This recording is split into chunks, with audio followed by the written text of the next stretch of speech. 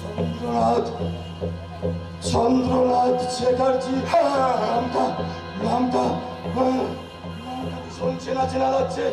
আচ্ছা আচ্ছা আচ্ছা, আপনার স্ত্রীর নাম কি? পার্বতী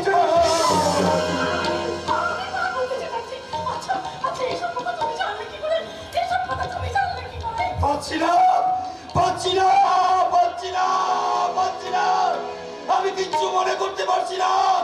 আমার আমার সব কিছু ঝাপসা হয়ে যাচ্ছে। সেদিনটা ছিল অমাবস্যা 27শে শ্রাবণ মঙ্গলবার। সারাদিন ধরে তুমুল ঝড় বৃষ্টি হচ্ছিল। সেই দিনটাই ছিল আমার জীবনের চরম অভিশাপের দিন। সেদিন মধ্যরাত্রে একটা বাচ্চা শিশুর জন্ম হয়।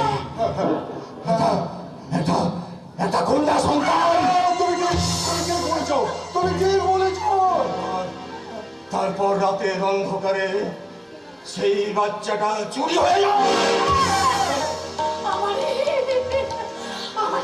আমার এই সন্তানটা চুরি হয়ে যায়, কিন্তু তুমি জানলে কি করে?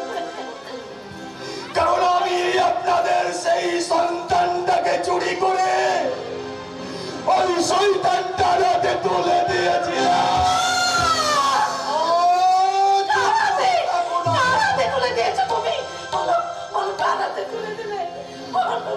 চুপ করে থাকো না, বলো সেই শয়তানটা কে? তার আগে আমার একটা প্রশ্নের জবাব দিন তো মিস্টার চন্দ্রনাথ চ্যাটার্জি। সেই রাত্রে হাসপাতাল থেকে আপনাদের সন্তান চুরি হয়ে থাকে, তাহলে তাহলে আমি কে? পার্বতী দেবী, এত বড় প্রতারণা! প্রতীক্ষা, প্রতীক্ষা, তুমি শুনে যাও তুমি। আমি তোমাকে বলছিলাম না, আজকে হয়তো আমি এক নতুন জীবনের সন্ধান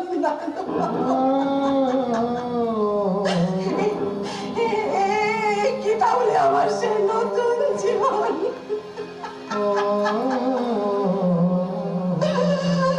পারছি না, আমি সহ্য করতে পারছি না এত বড় প্রতারণা। ভগবান, এই দিনটা দেখার আগে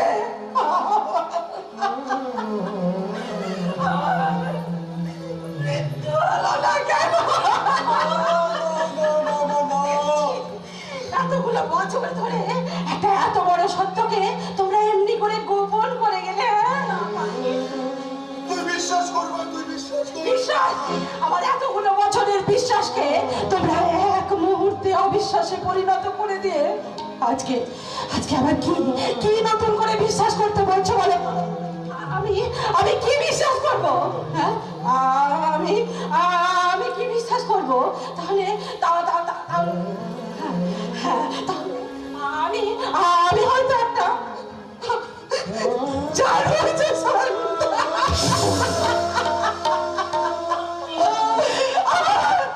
আমার কোনো পেতে মনে চলে কি নেই। তুই এভাবে কাঁদলে আমি যে সহ্য করতে পারবো না। তোর চোখে জল আমি সহ্য করতে পারি না। তুই যদি এভাবে ভেঙে পড়িস তাহলে আমার কি হবে বল? আমি যে তোকে মানুষ করেছি।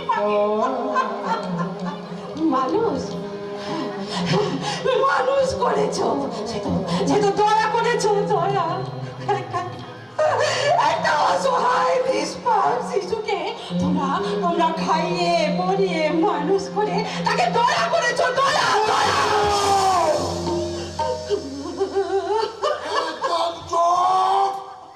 কি ভেবেছিস তোর মুখে যা আসবে তুই তাই বলে যাবি?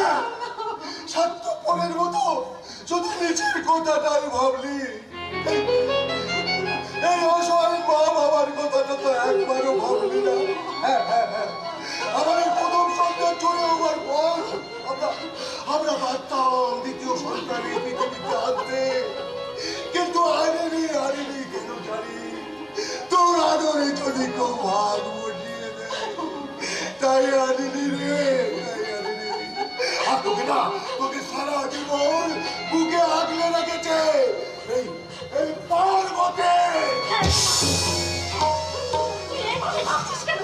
তোর কেউ নেই, আমি আছি, তোর বাবা আছে। আর আর আমিও আছি। তুমি কে তুমি? তোমার সাথে আমার কিসের সম্পর্ক? হ্যাঁ? আমি কি তোকে নিজের মেয়ে বলে ভাবতে পারি না? তাহলে কি সেই রাতেই তুমি আমি কিচ্ছু জানি না, আমি সব কিছু গোলমাল হয়ে যাচ্ছে। আমি পাচ্ছি না, মাথাটা আমার সহ্য যন্ত্রণা করছে। পাচ্ছি না, ভগবান ভগবান, আমি আর পাচ্ছি না। ঠাকুর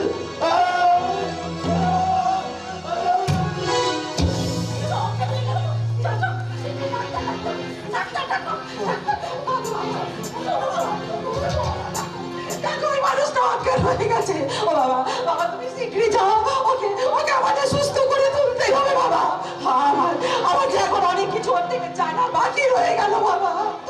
তুমি যাও, শীঘ্রই যাও, ডাক্তার ডেকে আনো।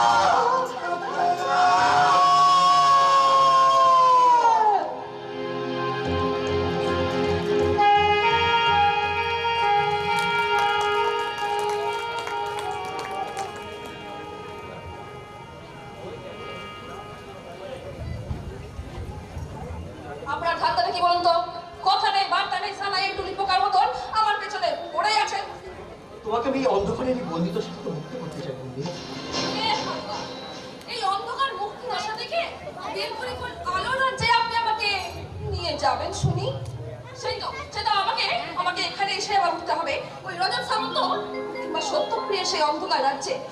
বিশ্বাস করুন, এখানে না আমি দারুণ আছি, সময় মতো খাচ্ছি, দাচ্ছি, আয়েশ করছি, যাকে বলে ফাটাফাটি।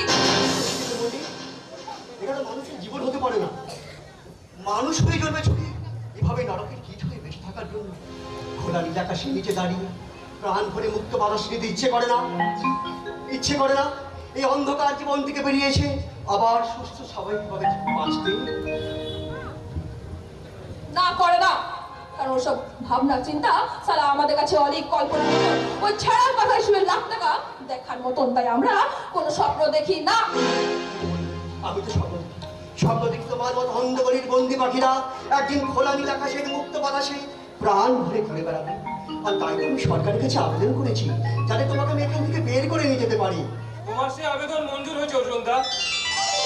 এই রেকর্ড দেখে মহামান্য সরকার মুন্নিকে মুক্তি দিতে রাজি হয়েছে। সত্যি বলছে নক্ষত্র? হ্যাঁ অর্জুনদা, তবে শর্ত সাপেক্ষে। শর্ত সাপেক্ষ? হ্যাঁ মুন্নি, তোমাকে রোজ একবার করে ওই নিশিগঞ্জ থানায় এসে হাজিরা দিতে হবে। আচ্ছা, তার মানে কুকুরকে বাড়ি থেকে নিয়ে যাচ্ছেন ঠিকই, কিন্তু গলায় তার বকলেশ বাঁধা ফাটাফাটি। বন্দিদশা থেকে মুক্ত করতে পারলাম, তাতে আমার কি কলাটা হবে শুনি? সেই তো আমাকে আবার এখানে এসে উঠতে হবে। না মুন্নি না, তোমাকে এখানে আর কোনোদিন না ফিরে আসার চেষ্টা করতে হবে। তুমি আমাকে কথা দাও মুন্নি যে এখানে আর তুমি কোনোদিন ফিরে আসবে না। কি করে আপনাকে আমি কথা দিই বলুন তো? এই মুন্নি যে ছোটবেলা থেকে এই জেলখানাকে তার নিজের ঘর বলে জেনে এসেছে, আর আপনাকে জেনে এসেছে তার পরম আত্মীয়। তাই এই জেলখানা ছেড়ে, এই আপনাকে ছেড়ে এই মুন্নি থাকবে কেমন করে? জেরা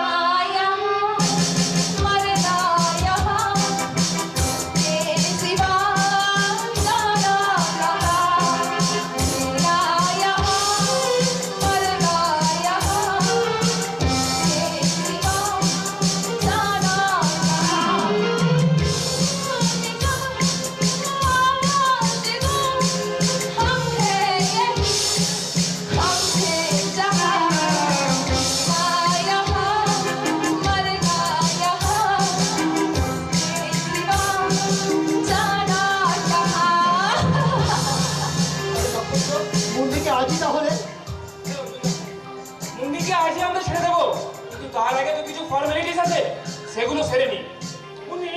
মুন্নি তুমি একবার আমার সাথে ভেতরে এসো। অর্জুনদা, তুমি তো ভেতরে এসো।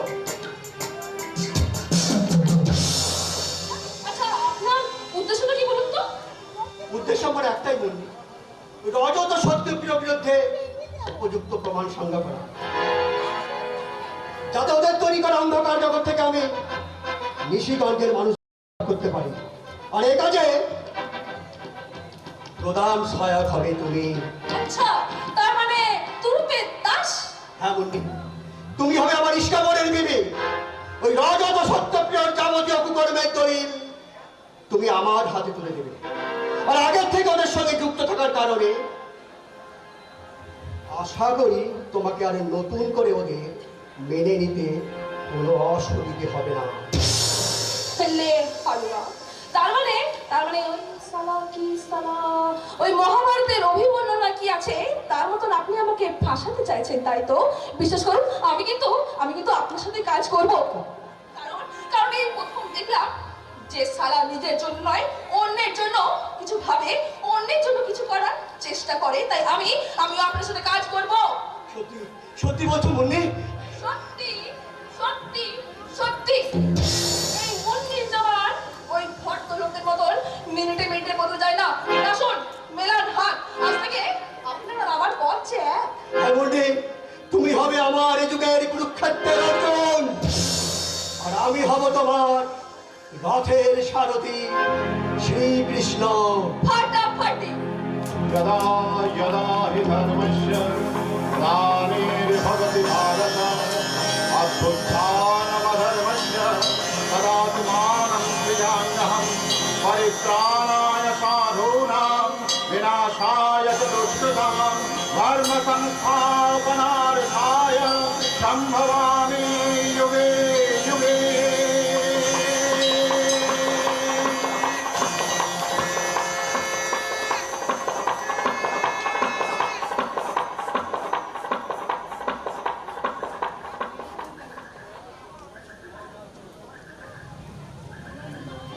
পিঙ্কি, পিঙ্কি, পিঙ্কি, কি ব্যাপার বাড়িতে নেই নাকি? কিন্তু কথা তো ছিল ঠিক 8টা নাগাদ আমি বাড়িতে আসবো। কথা যখন ছিল তখন তো সে কথা নার্চার হয় কি করে? আমি কিন্তু রেডি, চলো চলো কোথায় যেতে হবে? যাবো, কিন্তু কিন্তু তার আগে তোমার সাথে আমার কয়েকটা কথা আছে পিঙ্কি। আমার ভালো লাগবে না এমন কোনো কথা বলো না প্লিজ। ভালো লাগবে না? আচ্ছা পিঙ্কি, আমি বেশ কিছুদিন ধরে লক্ষ্য করছি তুমি আমায় অ্যাভয়েড করছো, আর আমাকে ছাড়া বাইরে রাগ খাটাচ্ছ। সোহন! আরে তুমি কি মনে করেছো আমার মতন একটা আধুনিক মডেল মেয়ে মাত্র একটা পুরুষ মানুষ নিয়ে কি শুধু সুখে দিন কাটাবে? Pinki, no no, never never. আমি চাই আমার জীবনটাকে একেবারে উপভোগ করতে। আচ্ছা আমি একটা আধুনিক ছেলে, কিন্তু তাই বলে তো নিজের বউকে অন্যের হাতে তুলে দিতে পারি না। কে বউ? তোমার কার বউ? আরে বাবা রে বাবা বাবা, বলি এক গলা ঘুমটা দিয়ে ওই নেস্টি কালচারটাকে মেনে নিয়ে আমি কি তোমার বউ মানে তোমার সংসার করবো ভেবেছো? পিঙ্কি এরকম কেন বলছো পিঙ্কি? তুমি তো সেই শপথই করেছিলে। হ্যাঁ নিয়েছিলাম, সেই শপথটাই নিয়েছিলাম, আর সেটা ছিল আমার ফুলফিল টার্গেট। কারণ আমি জানতাম যে তোমার সঙ্গে অনেক পয়সাওয়ালা লোকের জানাশোনা আছে, তাই তাদের কাছে পৌঁছাবার জন্য আমি এটা করেছিলাম। কি কি কি কি কি বলছো পিঙ্কি? হ্যাঁ গো। তার মানে কি তুমি আমাকে ভালোবাসো না? না না না, আমি তোমাকে কোনোদিন ভালোবাসিনি আর বাসি না। পিঙ্কি, পিঙ্কি এরকম করো না। দেখো দেখো, বিশ্বাস করো, আমি আমি রজত সামন্তের কাছে কাজ করে যে কটা অর্থ জমিয়েছি তা দিয়ে খুব ভালোভাবে আমাদের দুজনের চলে যাবে Pinki. Sorry sorry my darling, sorry. কারণ আমি এখন জিন্সের প্যান্ট পরা অভ্যাস করে ফেলেছি, তাই তোমার মতো ছেঁড়া শাড়ি আমি আর পরতে পারবো না গো। বাই। চলি। পিঙ্কি শোনো, পিঙ্কি, পিঙ্কি, পিঙ্কি।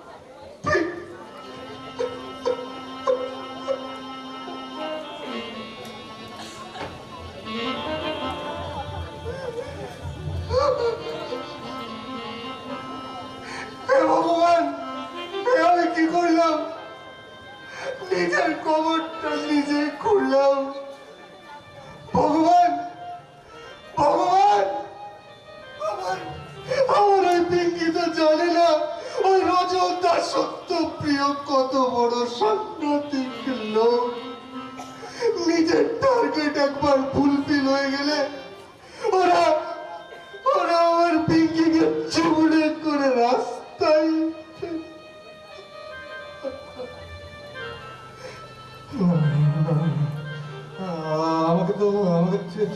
থেমে থাকলে হবে না। আমাকে তো আমাকে তো যেতে হবে। আমাকে সব কিছু জানাতে হবে। কার কাছে ওই ওই পিঙ্কির দাদা শুভঙ্কর সান্যাল, উনিই পারবেন। ওনাকেই আমাকে সব কিছু জানাতেই হবে। আমাকে জানাতে কি জানতে হবে আবার? আর তুমি বাকি, তোমাকে তো কোনোদিন এ বাড়িতে দেখেছি বলে মনে পড়ছে না। নমস্কার স্যার। স্যার আমার নাম অপূর্ব। আমি আর আপনার বোন পিঙ্কি আমরা একসাথে একই কলেজে পড়তাম স্যার। কিন্তু এখন আপনার বোন আমাকে একবার বিয়ে করবে বলে কথাও দেয়। কিন্তু এখন পার্টি হয়ে গেছে, তাই না? ভালোবাসার জমিতে আমরা গাছের চারা লাগিয়েছিলে, আম আশা করো কি করে? হ্যাঁ স্যার, আপনি ঠিকই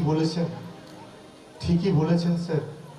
পিঙ্কি আমাকে বিয়ে না করলে আমার কষ্ট হবে ঠিকই স্যার, কিন্তু স্যার জানেন তার থেকেও যে বেশি কষ্ট হচ্ছে চোখের সামনে ওর অন্ধকার ভবিষ্যৎটার কথা ভেবে। হ্যাঁ স্যার, আমি কাজ করি ওই রজত সামন্তর কাছে। এই কথা জানার পরে পিঙ্কি আমাকে রজতদার সাথে ওর আলাপ করিয়ে দিতে বলে। স্যার আমিও আগে পিছে না ভেবে ওকে পিঙ্কির সাথে আলাপ করিয়ে দিই, কিন্তু স্যার আমি এখন বুঝতে পারছি স্যার ওই পিঙ্কি রজতদার সত্যপ্রিয়র মধ্যমণি হয়ে উঠেছে স্যার। ওরা ভালো নয় স্যার। আপনি ওকে বাঁচান স্যার। পিঙ্কি এখন কোথায়? পিঙ্কি নিশ্চয় ওই রজত সামন্তর বাড়িতে। স্যার আমার মনে হয় পিঙ্কিকে ওরা আটকে রেখে আপনার নামেই বদনাম করতে চাইছে স্যার। হ্যাঁ স্যার আমি শুনেছিলাম স্যার, আমার কানে আমি স্পষ্ট শুনেছিলাম স্যার। আর তাই তো ওই সত্যপ্রিয় আমাদের দুজনকে পাঠিয়েছে। স্যার আমাকে এখন অনুমতি দিন স্যার। আমি এখন আসছি স্যার, আমাকে ওখানে যেতে হবে স্যার। আমি এখন আসছি স্যার। তোমরা কারা? কি স্যার, পুলিশ অফিসার হয়ে একজন আসামিকে চিনতে পারছেন না? আসামি আর পুলিশের সম্পর্কটা ঠিক স্বামী স্ত্রীর মতো, তাই না? আমি হলাম জীবন গুন্ডা। সারা পাপ জন্ম দিয়েছে পদবী দেয়নি, মা লজ্জা নিবারণের জন্য কেটে পড়েছে। রাস্তায় এটা পাতা খেতে খেতে আর পেটে মারতে মারতে বড় হয়েছি। সমাজ আমাকে সাজিয়েছে গুন্ডা। সকালে বিয়ার, দুপুরে রাম, রাতে হুইস্কি, সারা দিন থাকি টং। এই যে দেখছি একখানা গাজনের সং। এখন চাও দেখার দিকে, আমার মাথায় এখন অনেক চাপ। সে তো আপনাদের মতো পুলিশ অফিসারের মাথায় সবসময় চাপ থাকে স্যার। আর তখন চাপে পড়লেই তো তোমরা বাপকে ডাকো ফাটাফাটি। আমাদের কাজের ব্যাপার অত সহজ নয়। সরকার পাকা 3 বছর ট্রেনিং দিয়ে তারপর আমাদের চাকরা পাকাপাকি ব্যবস্থা করে। এই বিষয়ে তোমাদের মতো মেয়েকে বোঝানো যাবে না। যে ছেলেরা ট্রেনিং দেয় তারাই জানে কত ধানে কত চাল। ধান চালের হিসাব তো চাকরি পাওয়া থেকেই শুরু হয়ে যায় স্যার। যারা সোজা ভাবে চাকরি পায় তারা সোজা পথ ধরে চলে, আর যারা বেঁকা পথ ধরে চাকরি পায় তারা বেঁকা ভাবে চলে স্যার। সেই জন্য তো তোমাদের মতো মেয়েকে কিচ্ছু বোঝানো যায় না। হ্যাঁ ঠিকই বলছেন। আমাদের মতো মেয়েরা কিছুই বোঝে না, আর আমরা কিছু বুঝি না বলে আপনারাও বেঁচে যাচ্ছেন। যদি বুঝতো তাহলে ভারতবর্ষের প্রত্যেকটি মা বোন পুরুষ মানুষ জন্ম দেওয়ার বদলে না সালা একটা করে ঠিকরে জন্ম দেয়, ঠিকরে। তবু তারা ভালো, তারা বাচ্চা নাচিয়ে কষ্ট করে খায়, আইনের পোশাক পরে আপনাদের মতন সারা রাত বেশ্যার ঘরে গিয়ে ফুর্তি করে সকালে বাজার করার টাকাটা হাত পেতে ঘুষ নিয়ে আসে না ফাটাফাটি। কিসব বাজে বাজে বকছো? আমি ঘুষ নিই না। আর একটা কথা আমি কিছুতেই বুঝতে পারছি না, তোমরা হঠাৎ এখানে এসে এসব কথাই বা বলছো কেন? ওই যে ঘুষ নেন না বলে সত্যপ্রিয়র কাছ থেকে ঘুষ নিয়ে রজতের কাজে বাধা না দিয়ে এই মুন্নি ভাইকে নিয়ে আপনার বদনামি করাতে আমাকে এখানে আসতে হবে না। আইসি, তাহলে এতক্ষণে আমার পুরো ব্যাপারটাই ক্লিয়ার হলো। এখনো কিছুই ক্লিয়ার হয়নি অফিসার, তবে এবার